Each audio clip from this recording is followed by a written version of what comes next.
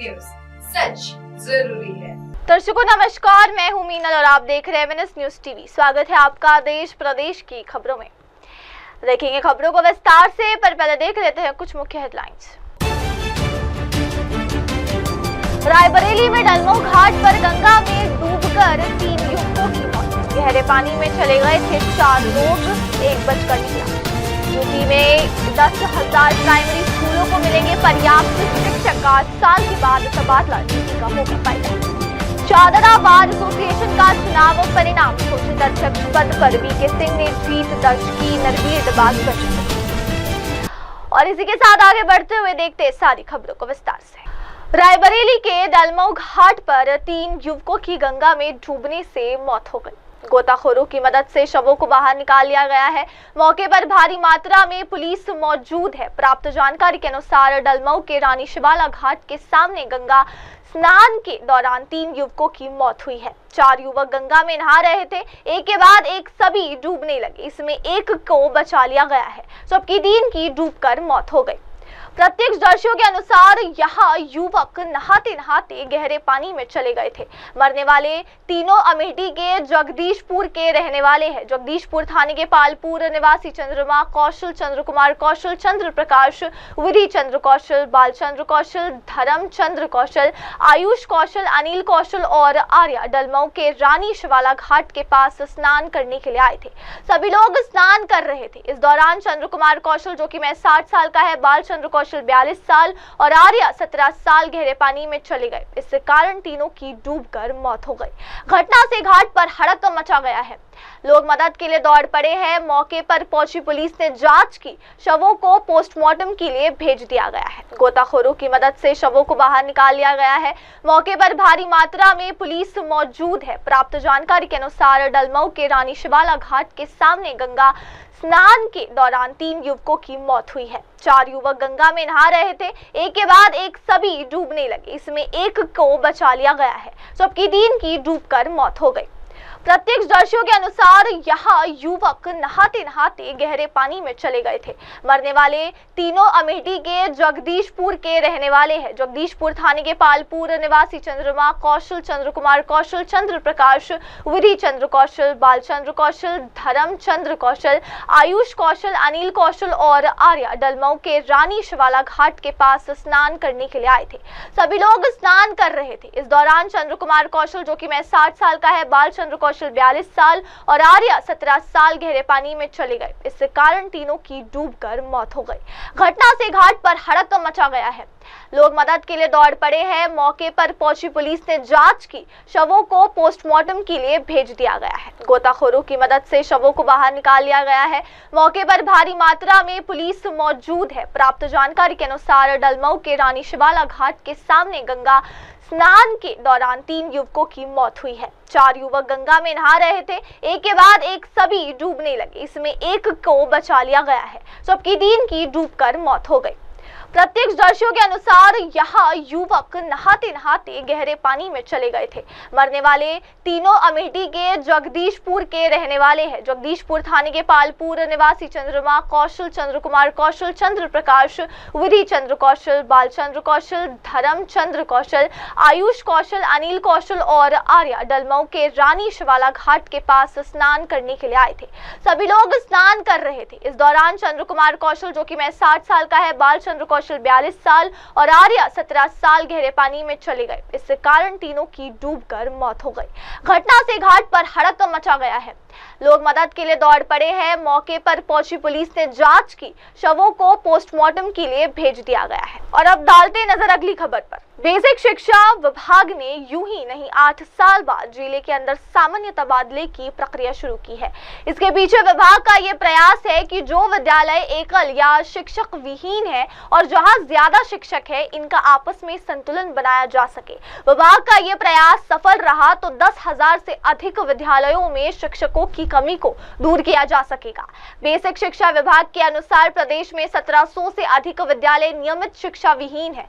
यहाँ पर पास के शिक्षक या शिक्षक मित्रों को तैनात कर पढ़ाई कराई जा रही है। इस तरह 91 100 से अधिक विद्यालय में एक नियमित शिक्षक है। इसके साथ ही शिक्षा मित्र व अनुदेशक भी तैनात है, जबकि काफी स्कूल ऐसे भी हैं जहां पर बच्चों की संख्या के अनुपात में अधिक शिक्षक तैनात है। ऐसे में विभाग ये प्रयास करेगा कि सामान्य तबादलों से इन शिक्षक विहीन व एफएल शिक्षक वाले विद्यालयों में ज्यादा शिक्षक वाले विद्यालयों का संतुलन बना रहे। यही वजह है कि 8 साल बाद हो रहे जिले के अंदर व 1 साल बाद हो रहे एक से दूसरे जिले में सामान्य तबादलों का मुख्य आधार यूडाइस पोर्टल पर उपलब्ध छात्र संख्या के आधार पर RTE के मानकों को बनाया गया है। बेसिक शिक्षा विभाग के इस कवायद से जहां उसकी दिक्कतें कम होगी, वहीं स्कूलों में शिक्षक छात्र अनुपात भी सुधरे। इसके पीछे विभाग का ये प्रयास है कि जो विद्यालय एकल या शिक्षक विहीन है और जहां ज्यादा शिक्षक है, इनका आपस में संतुलन बनाया जा सके। विभाग का ये प्रयास सफल रहा तो 10,000 से अधिक विद्यालयों में शिक्षकों की कमी को दूर किया जा सकेगा। बेसिक शिक्षा विभाग के अनुसार प्रदेश में 1700 से अधिक विद्यालय नियमित शिक्षा विहीन है। यहाँ पर पास के शिक्षक या शिक्षक मित्रों को तैनात कर पढ़ाई कराई जा रही है। इस तरह 91 100 से अधिक विद्यालय में एक नियमित शिक्षक है। इसके साथ ही शिक्षा मित्र व अनुदेशक भी तैनात है, जबकि काफी स्कूल ऐसे भी हैं जहां पर बच्चों की संख्या के अनुपात में अधिक शिक्षक तैनात है।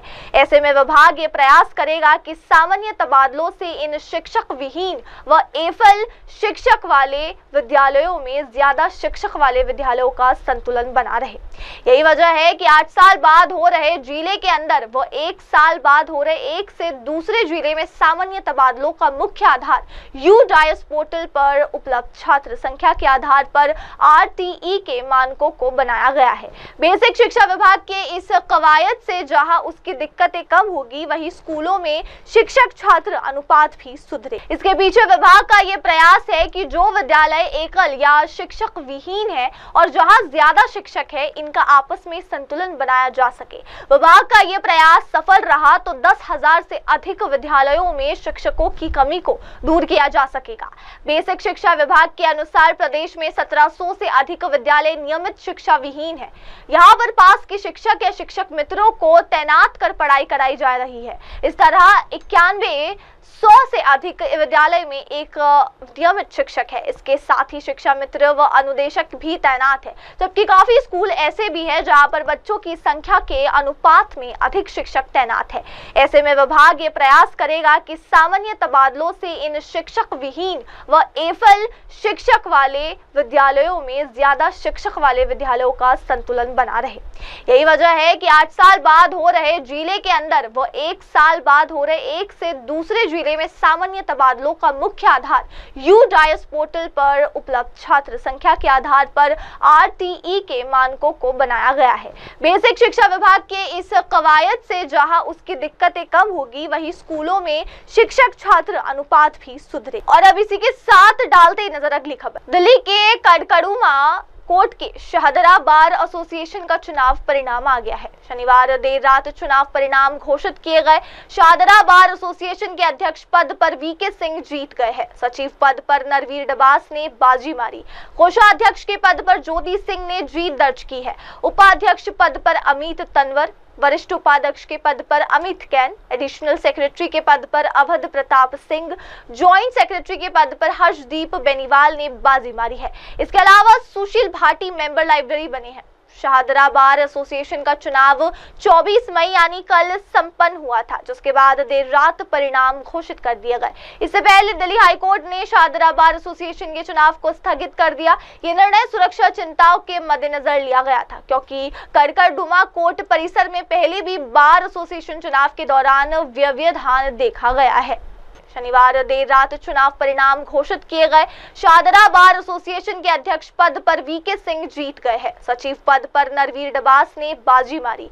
कोषाध्यक्ष के पद पर ज्योति सिंह ने जीत दर्ज की है। उपाध्यक्ष पद पर अमित तंवर, वरिष्ठ उपाध्यक्ष के पद पर अमित कैन, एडिशनल सेक्रेटरी के पद पर अवध प्रताप सिंह, ज्वाइंट सेक्रेटरी के पद पर हर्षदीप बेनीवाल ने बाजी मारी है। इसके अलावा सुशील भाटी मेंबर लाइब्रेरी बने हैं। शाहदरा बार एसोसिएशन का चुनाव 24 मई यानी कल संपन्न हुआ था, जिसके बाद देर रात परिणाम घोषित कर दिए गए। इससे पहले दिल्ली हाईकोर्ट ने शाहदरा बार एसोसिएशन के चुनाव को स्थगित कर दिया। ये निर्णय सुरक्षा चिंताओं के मद्देनजर लिया गया था, क्योंकि कड़कड़डुमा कोर्ट परिसर में पहले भी बार एसोसिएशन चुनाव के दौरान व्यवधान देखा गया है। शनिवार देर रात चुनाव परिणाम घोषित किए गए। शाहदरा बार एसोसिएशन के अध्यक्ष पद पर वीके सिंह जीत गए हैं। सचिव पद पर नरवीर डबास ने बाजी मारी। कोषाध्यक्ष के पद पर ज्योति सिंह ने जीत दर्ज की है। उपाध्यक्ष पद पर अमित तंवर, वरिष्ठ उपाध्यक्ष के पद पर अमित कैन, एडिशनल सेक्रेटरी के पद पर अवध प्रताप सिंह, ज्वाइंट सेक्रेटरी के पद पर हर्षदीप बेनीवाल ने बाजी मारी है। इसके अलावा सुशील भाटी मेंबर लाइब्रेरी बने हैं। शाहदरा बार एसोसिएशन का चुनाव 24 मई यानी कल संपन्न हुआ था, जिसके बाद देर रात परिणाम घोषित कर दिए गए। इससे पहले दिल्ली हाईकोर्ट ने शाहदरा बार एसोसिएशन के चुनाव को स्थगित कर दिया। ये निर्णय सुरक्षा चिंताओं के मद्देनजर लिया गया था, क्योंकि कड़कड़डुमा कोर्ट परिसर में पहले भी बार एसोसिएशन चुनाव के दौरान व्यवधान देखा गया है। और अब इसी के साथ देखते हैं अगली खबर। मुख्यमंत्री रेखा गुप्ता ने शनिवार को नीति आयोग की 10वीं गवर्निंग काउंसिल की बैठक में विकसित दिल्ली का रोड मैप प्रस्तुत किया। इस दौरान प्रधानमंत्री नरेंद्र मोदी ने दिल्ली सरकार के प्रयासों में पूर्ण सहयोग देने का भरोसा दिया। मुख्यमंत्री ने यमुना नदी की सफाई, हर घर नल से जल योजना और बुनियादी ढांचे के विकास को अपनी प्राथमिकताओं में शामिल किया है। सीएम ने रोड मैप पर दिल्ली का एक विस्तृत विजन पेश किया। उन्होंने कहा कि दिल्ली में भारत के सभी राज्यों के लोग रहते हैं, इसलिए सभी को बेहतर सुविधाएं प्रदान करना उनका दायित्व है। उन्होंने एक भारत श्रेष्ठ भारत के तहत दिल्ली में हर राज्य के दिवस को उत्सव के रूप में मनाने की पहल का उल्लेख किया। साथ ही सीमावर्ती राज्यों हरियाणा, पंजाब और उत्तर प्रदेश के साथ मजबूत सहयोग की आवश्यकता पर जोर दिया। मुख्यमंत्री रेखा ने पहलगाम आतंकी हमले के बाद पाकिस्तान को करारा जवाब देने पर पीएम का विशेष साधुवाद भी किया है। इस दौरान प्रधानमंत्री नरेंद्र मोदी ने दिल्ली सरकार के प्रयासों में पूर्ण सहयोग देने का भरोसा दिया। मुख्यमंत्री ने यमुना नदी की सफाई, हर घर नल से जल योजना और बुनियादी ढांचे के विकास को अपनी प्राथमिकताओं में शामिल किया है। सीएम ने रोड मैप पर दिल्ली का एक विस्तृत विजन पेश किया। उन्होंने कहा कि दिल्ली में भारत के सभी राज्यों के लोग रहते हैं, इसलिए सभी को बेहतर सुविधाएं प्रदान करना उनका दायित्व है। उन्होंने एक भारत श्रेष्ठ भारत के तहत दिल्ली में हर राज्य के दिवस को उत्सव के रूप में मनाने की पहल का उल्लेख किया। साथ ही सीमावर्ती राज्यों हरियाणा, पंजाब और उत्तर प्रदेश के साथ मजबूत सहयोग की आवश्यकता पर जोर दिया। मुख्यमंत्री रेखा ने पहलगाम आतंकी हमले के बाद पाकिस्तान को करारा जवाब देने पर पीएम का विशेष साधुवाद भी किया है। इस दौरान प्रधानमंत्री नरेंद्र मोदी ने दिल्ली सरकार के प्रयासों में पूर्ण सहयोग देने का भरोसा दिया। मुख्यमंत्री ने यमुना नदी की सफाई, हर घर नल से जल योजना और बुनियादी ढांचे के विकास को अपनी प्राथमिकताओं में शामिल किया है। सीएम ने रोड मैप पर दिल्ली का एक विस्तृत विजन पेश किया। उन्होंने कहा कि दिल्ली में भारत के सभी राज्यों के लोग रहते हैं, इसलिए सभी को बेहतर सुविधाएं प्रदान करना उनका दायित्व है। उन्होंने एक भारत श्रेष्ठ भारत के तहत दिल्ली में हर राज्य के दिवस को उत्सव के रूप में मनाने की पहल का उल्लेख किया। साथ ही सीमावर्ती राज्यों हरियाणा, पंजाब और उत्तर प्रदेश के साथ मजबूत सहयोग की आवश्यकता पर जोर दिया। मुख्यमंत्री रेखा ने पहलगाम आतंकी हमले के बाद पाकिस्तान को करारा जवाब देने पर पीएम का विशेष साधुवाद भी किया है। और अब देखते हैं अगली खबर। आज सुबह 5 बजे श्रद्धालु हेमकुंड साहिब के लिए रवाना होंगे। सुबह ठीक 10 बजे हेमकुंड साहिब के कपाट श्रद्धालुओं के लिए खोल दिए जाएंगे। इस दिव्य पल के करीब 5000 श्रद्धालु साक्षी बनेंगे, जो बोले सोनिहाल, सत श्री अकाल जयकारों के साथ पंच प्यारों के नेतृत्व में श्रद्धालुओं का पहला जत्था घांगरिया पहुंच गया है। रविवार को सुबह 5 बजे श्रद्धालु हेमकुंड साहिब के लिए रवाना होंगे। सुबह ठीक 10 बजे हेमकुंड साहिब के कपाट श्रद्धालुओं के लिए खोल दिए जाएंगे। इस दिव्य पल के करीब 5000 श्रद्धालु साक्षी बनेंगे। हेमकुंड साहिब के दर्शनों को लेकर सिख श्रद्धालुओं में उत्साह बना हुआ है। शनिवार को गोविंद घाट गुरुद्वारे में अखंड साहिब को भोग अर्पित करने के बाद शबद कीर्तन आयोजित किया गया। सुबह 8 बजे सेना और पंजाब से आए बैंड का मधुर धुन के बीच पंच प्यारों की अगुवाई में श्रद्धालुओं का पहला जत्था घांगरिया के लिए रवाना हुआ। गुरुद्वारा हेमकुंड साहिब ट्रस्ट के अध्यक्ष नरेंद्रजीत सिंह बिंद्रा ने बताया कि शनिवार शाम 4 बजे पहला जत्था घांगरिया पहुंच गया है। रविवार को सुबह 5 बजे जत्थे में श्रद्धालु हेमकुंड साहिब के लिए रवाना होंगे। सुबह ठीक 10 बजे हेमकुंड साहिब के कपाट श्रद्धालुओं के लिए खोल दिए जाएंगे। सुबह ठीक 10 बजे हेमकुंड साहिब के कपाट श्रद्धालुओं के लिए खोल दिए जाएंगे। इस दिव्य पल के करीब 5000 श्रद्धालु साक्षी बनेंगे, जो बोले सोनिहाल, सत श्री अकाल जयकारों के साथ पंच प्यारों के नेतृत्व में श्रद्धालुओं का पहला जत्था घांगरिया पहुंच गया है। रविवार को सुबह 5 बजे श्रद्धालु हेमकुंड साहिब के लिए रवाना होंगे। सुबह ठीक 10 बजे हेमकुंड साहिब के कपाट श्रद्धालुओं के लिए खोल दिए जाएंगे। इस दिव्य पल के करीब 5000 श्रद्धालु साक्षी बनेंगे। हेमकुंड साहिब के दर्शनों को लेकर सिख श्रद्धालुओं में उत्साह बना हुआ है। शनिवार को गोविंद घाट गुरुद्वारे में अखंड साहिब को भोग अर्पित करने के बाद शबद कीर्तन आयोजित किया गया। सुबह 8 बजे सेना और पंजाब से आए बैंड का मधुर धुन के बीच पंच प्यारों की अगुवाई में श्रद्धालुओं का पहला जत्था घांगरिया के लिए रवाना हुआ। गुरुद्वारा हेमकुंड साहिब ट्रस्ट के अध्यक्ष नरेंद्रजीत सिंह बिंद्रा ने बताया कि शनिवार शाम 4 बजे पहला जत्था घांगरिया पहुंच गया है। रविवार को सुबह 5 बजे जत्थे में श्रद्धालु हेमकुंड साहिब के लिए रवाना होंगे। सुबह ठीक 10 बजे हेमकुंड साहिब के कपाट श्रद्धालुओं के लिए खोल दिए जाएंगे। सुबह ठीक 10 बजे हेमकुंड साहिब के कपाट श्रद्धालुओं के लिए खोल दिए जाएंगे।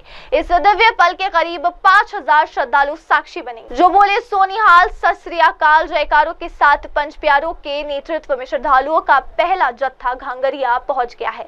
रविवार को सुबह 5 बजे श्रद्धालु हेमकुंड साहिब के लिए रवाना होंगे। सुबह ठीक 10 बजे हेमकुंड साहिब के कपाट श्रद्धालुओं के लिए खोल दिए जाएंगे। इस दिव्य पल के करीब 5000 श्रद्धालु साक्षी बनेंगे। हेमकुंड साहिब के दर्शनों को लेकर सिख श्रद्धालुओं में उत्साह बना हुआ है। शनिवार को गोविंद घाट गुरुद्वारे में अखंड साहिब को भोग अर्पित करने के बाद शबद कीर्तन आयोजित किया गया। सुबह 8 बजे सेना और पंजाब से आए बैंड का मधुर धुन के बीच पंच प्यारों की अगुवाई में श्रद्धालुओं का पहला जत्था घांगरिया के लिए रवाना हुआ। गुरुद्वारा हेमकुंड साहिब ट्रस्ट के अध्यक्ष नरेंद्रजीत सिंह बिंद्रा ने बताया कि शनिवार शाम 4 बजे पहला जत्था घांगरिया पहुंच गया है। रविवार को सुबह 5 बजे जत्थे में श्रद्धालु हेमकुंड साहिब के लिए रवाना होंगे। सुबह ठीक 10 बजे हेमकुंड साहिब के कपाट श्रद्धालुओं के लिए खोल दिए जाएंगे। और अब इसी के साथ आगे बढ़ते हैं और देखते हैं हमारी अगली खबर।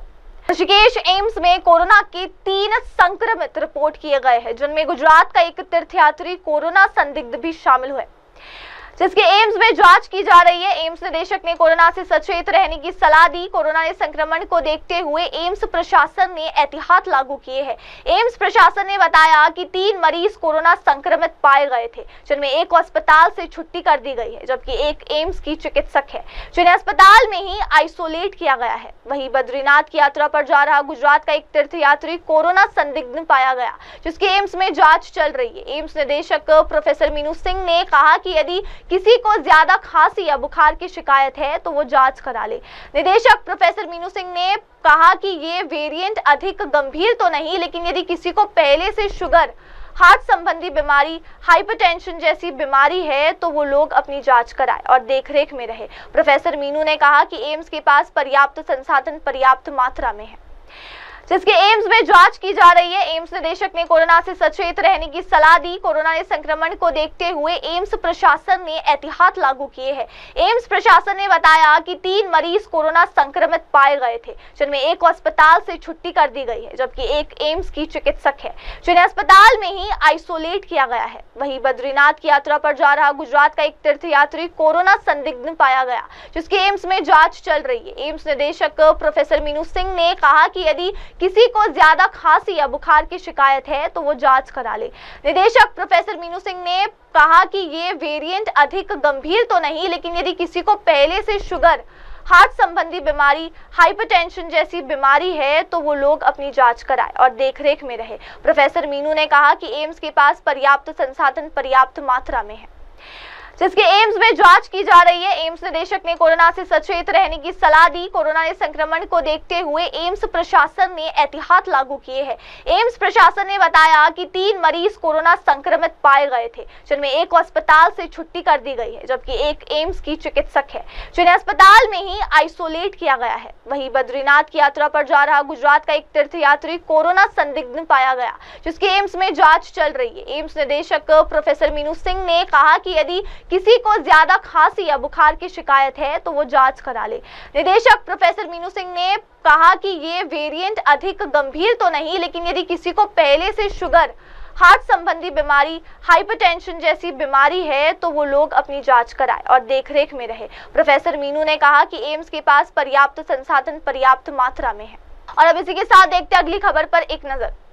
चारधाम यात्रा पर राजस्थान के कोटा जिले से अन्य तीर्थयात्रियों के साथ आए एक तीर्थयात्री की मौत हो गई। प्रशासन ने मृतक के शव का पंचनामा भर शव को पोस्टमार्टम के लिए एम्स भेज गया है। एसडीएम ऋषिकेश योगेश मेहरा ने बताया कि शनिवार सुबह राजस्थान से चारधाम यात्रा के लिए तीर्थयात्रियों का दल आया था। सुबह 5:30 बजे लातूर लाल पुत्र भंवरलाल निवासी ग्राम किशनपुर नया गांव जिला कोटा राजस्थान साथ आए अन्य तीर्थयात्रियों के साथ कुर्सी पर बैठे थे। अभी अचानक वो कुर्सी से नीचे गिर गए। उनके साथ आए अन्य लोग उन्हें डिस्पेंसरी में ले गए। वहां से उन्हें जिला उप जिला चिकित्सालय ऋषिकेश जाया गया, जहां डॉक्टरों ने उन्हें मृत घोषित कर दिया। प्रशासन ने मृतक के शव का पंचनामा भर शव को पोस्टमार्टम के लिए एम्स भेज गया है। एसडीएम ऋषिकेश योगेश मेहरा ने बताया कि शनिवार सुबह राजस्थान से चारधाम यात्रा के लिए तीर्थयात्रियों का दल आया था। सुबह 5:30 बजे लातूर लाल पुत्र भंवरलाल निवासी ग्राम किशनपुर नया गांव जिला कोटा राजस्थान साथ आए अन्य तीर्थयात्रियों के साथ कुर्सी पर बैठे थे। अभी अचानक वो कुर्सी से नीचे गिर गए। उनके साथ आए अन्य लोग उन्हें डिस्पेंसरी में ले गए। वहां से उन्हें जिला उप जिला चिकित्सालय ऋषिकेश जाया गया, जहां डॉक्टरों ने उन्हें मृत घोषित कर दिया। प्रशासन ने मृतक के शव का पंचनामा भर शव को पोस्टमार्टम के लिए एम्स भेज गया है।